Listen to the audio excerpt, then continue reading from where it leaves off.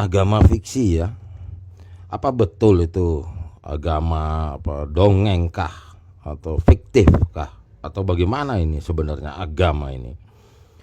Sebelum kita memasuki di dalam video ini nanti ada folder videonya atau playlist videonya, nanti saya buatkan satu judul yang terpisah dengan video lainnya di dalam YouTube channel ini. Nah, ini hanya sedikit yang saya bisa ingat lah, saya catatkan itu ada kosakata atau word ya, kata lah begitu ya, yang dikontrakan dengan agama, dengan religion, dengan kepercayaan itu ya, semacam dikontrakan itu maksudnya ditabukan penggunaan kosakata ini digunakan untuk menyelami, memahami atau menguraikan atau mempresentasikan suatu agama. Ini dari banyak kosakata ya di dalam bahasa Indonesia yang ditabukan ya, seperti hoax, bohong, kosakata dongeng, fiktif, cerita hikayat, cerita rakyat, sandiwara, kebudayaan, tradisi, catatan, ada sajak, ada lagu, ada langgam, ada kode-kode ya, ada puisi, ada syair, ada ungkapan, ada pantun, ada mistis atau mistika, semacam ada cenayangnya ya, sidekick orang bilang, terawangan, ada fortune teller di situ, ada prediksi, ada asumsi, ada pandangan, ada pendapat, ada perkiraan ya, ada karma, ada apa orang suka bilang ketulak loh begitu ya. Terus ada perbuatan dukun ya, terus ada orang pinter, ada teluh di situ, ada banyak sekali. Tolong sebutkan, boleh ditambahkan di ruang komentar. Apalagi kosakata yang ditabuhkan dalam konteks merangkai narasi untuk dan atau sedang menguraikan suatu agama atau ajaran agama itu. Hal-hal semacam ini sudah tertanam di mindset orang banyak. Akhirnya ya ditabuhkanlah penggunaan kosakata semacam ini. Namun dampaknya adalah jadi narasinya tak tersampaikan karena kekurangan kosakata.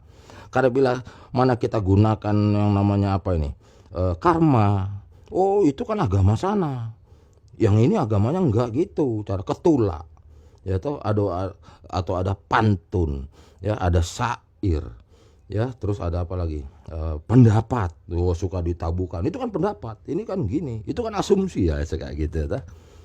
Enggak gitu cara penolakan ajaran agama.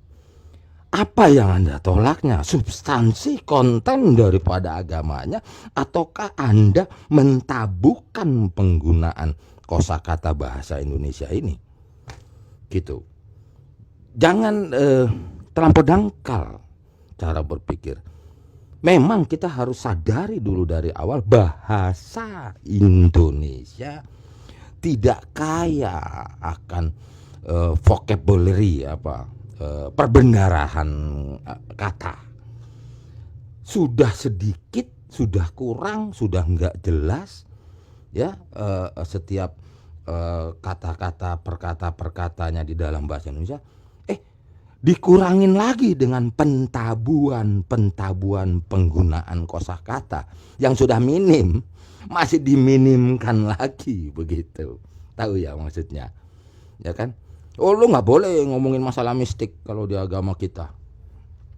Padahal pada saat dia melarang ya, sedang menguraikan suatu agama, dan agama tersebut oleh para pengantarnya ya, pendeliver agama tersebut mentabuhkan kosakata dalam khususnya dalam bahasa Indonesia, penggunaan kata ini yang nggak akan sampai konten daripada suatu agama yang sedang dihantarkan oleh dirinya sendiri itu kepada para khalayak ramainya gitu, kepada katakanlah follower atau viewer atau apa ya. Sebab ya kekurangan kosakata di dalam bahasa Indonesia. Kita gunakan istilah apa, fiksi, ya kan? Oh enggak, agama kami enggak fiksi, enggak gitu loh. Ini kan ya harus digunakan karena ini yang tersedia di dalam language Indonesia itu, gitu. Namun apakah substansi daripada kosakata ini positif atau negatif dilihat dari rangkaian narasi, gitu loh. Jangan langsung menegatifkan artian kata teluh, artian kata karma, menegatifkan artian kata apa lagi sini, terawang, ya toh, cenayang, ya, sidekick atau fortune teller, prediksi itu, forecast itu kalau itu ya, asumsi. Jangan tabukan dulu. Anda semakin mengurangi perbendaharaan kata, akhirnya nggak nyampe akhirnya apa yang kita mau uraikan tentang suatu agama itu. Jadi nggak bisa kalau udah ada apa, ada ucapan lah, ada ucapan itu kan fiktif, ya kan, itu fiktif, itu fiksi, itu bohong, itu hoak. Ya itu kan kosakata yang sedang digunakan di dalam suatu rangkaian kalimat, gitu. Nggak akan sampai nanti, ya. Jadi ini yang sudah tertanam di dalam mindset yang sudah terkungkung, ya, terkunci dengan pentabuan kosakata ini. Namun mau belajar suatu agama sangat dangkal, sangat minim, sangat sempit. Nanti knowledge-nya nggak nyampe, pemahaman tentang suatu agamanya nanti, ya. Jadi hilangkan dulu pentabuan, penolakan penggunaan kosakata ini bila mana ingin mempelajari suatu agama itu. Nanti mulai dari sini saya itu kan folderkan atau itu kan saya kasih nama nanti pra, ya, pri atau bahasa Inggrisnya pri, ya, pra teologi, ya. Tidak ada teologi, ya, pri ya pralah, udah gitu ya. Pra teologi ini folder video. Nah, kalau ingin masuk ke dalam dunia teologi, di dalam dunia edukasi teologi, tidak membuang dulu di benakmu tentang hal-hal ini, ya, nggak ada gunanya Anda masuk di dalam dunia teologi, gitu. Oleh karena itu di playlist, ya, folder video-video selanjutnya ini nanti, maka itu diistilahkanlah itu pra.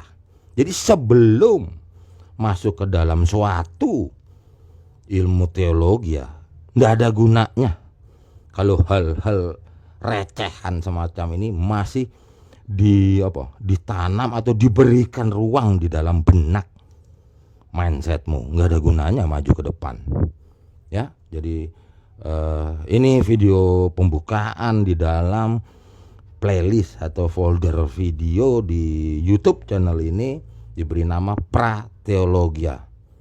Saya cut dulu.